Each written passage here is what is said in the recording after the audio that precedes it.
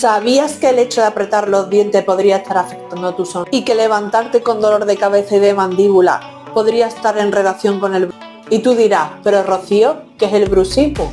Pues el bruxismo es una condición que lo que hace es que contraigamos la musculatura y rechinemos los dientes, sobre todo por la noche.